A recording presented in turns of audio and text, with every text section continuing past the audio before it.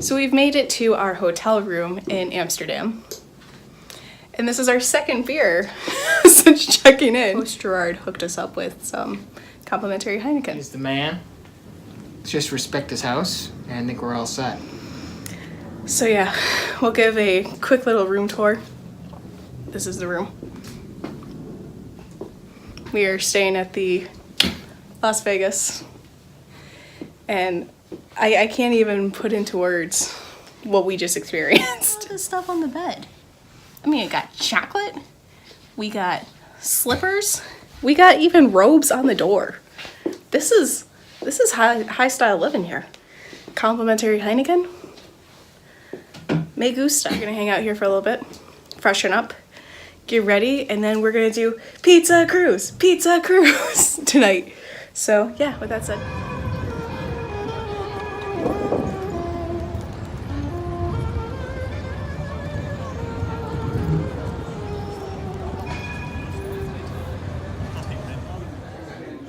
Fantastic song.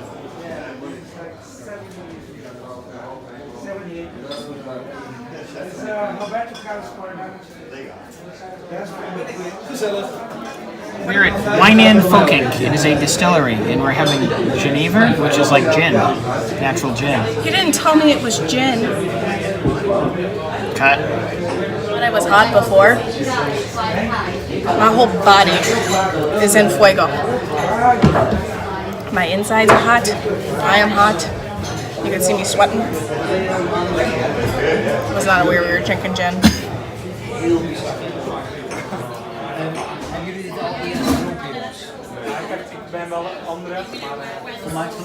So we just finished at Wine and Folking. That's what I have to say to that. I certainly enjoyed that a little bit too much, I would say. I really enjoyed Wine and Folking. We had Geneva, which seems like the grandfather to gin.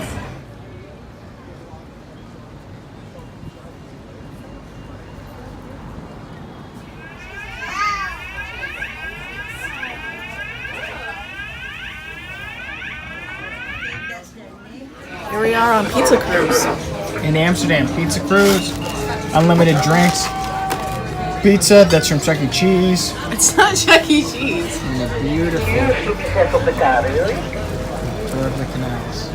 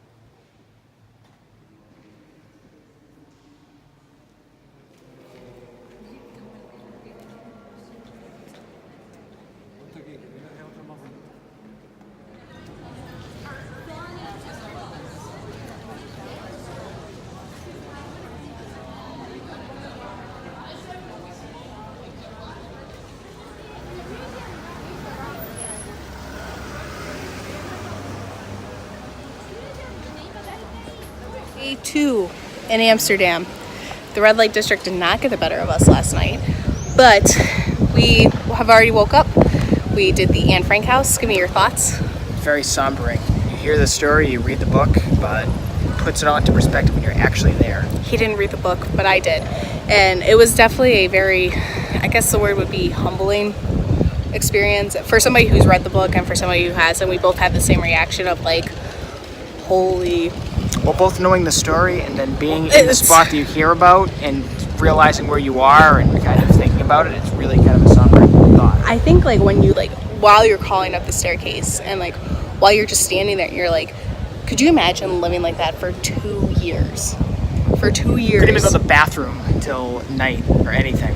Like it's insane. Like it's like even like thinking about it now, it's like that was a point in history where it wasn't just like a couple months or it wasn't anything like a week. It's 2 years of somebody's lives, and especially for Anne because like she was only a child, essentially. That like it's definitely insane. But now that are we out of our feels? Yeah, now we can actually probably have a good day. Now we're gonna go to the Cheese Museum. And the Tulip Museum. And the Tulip Museum, but that's not as exciting as the Cheese Museum because there's free cheese. So we're gonna go and eat some cheese.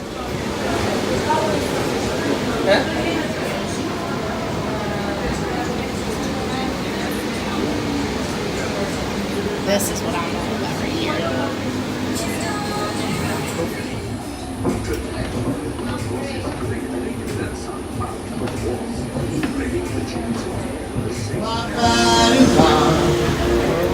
Right next door to the Cheese Museum is the Tulip Museum.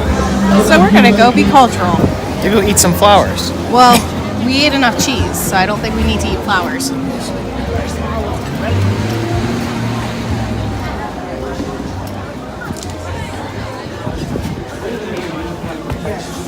You have to wait until December. I say go for the cancel.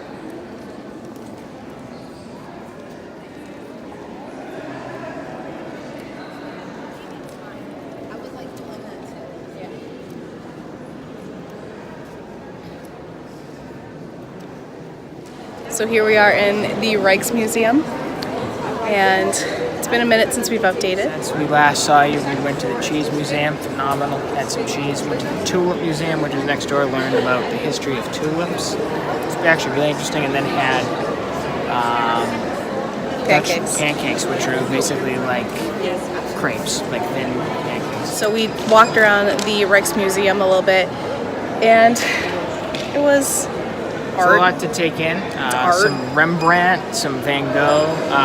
That's a lot here. So like any museum, you can spend a lot of time here with limited time. A little over an hour we saw what we wanted to see, so worth coming. I think more than what we wanted to see, but with that said, now, are we going? We're probably going to go to a brewery now, and then we're going to spend the rest of the day kind of just wandering around. We'll go to the Torture Museum, eating, etc. Overall thoughts of the city, would you say?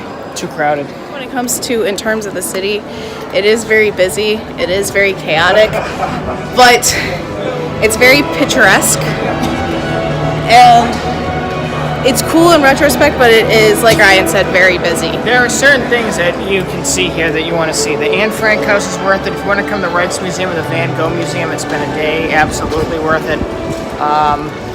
The sign that's here, the I Amsterdam, everyone wants to get a picture of it. You can't even get near the thing. That's a Zala or something we're walking by. Sounds like the World Cup 2010. Spain won the World Cup 2010. I think if you get here either ass crack early or balls late, then you could get your perfect shot, but I think in general, it's just a tourist trap, as I feel a lot of Amsterdam is. I feel like also we're not really seeing a lot of like the hidden parts of Amsterdam. Like when we checked in, I thought that's how Amsterdam was going to be.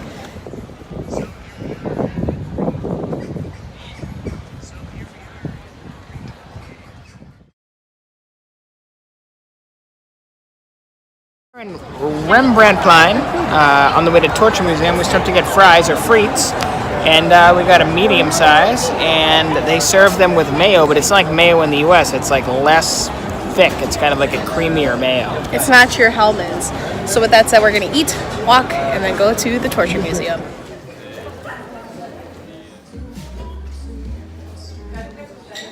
smells amazing in here. Oh my god.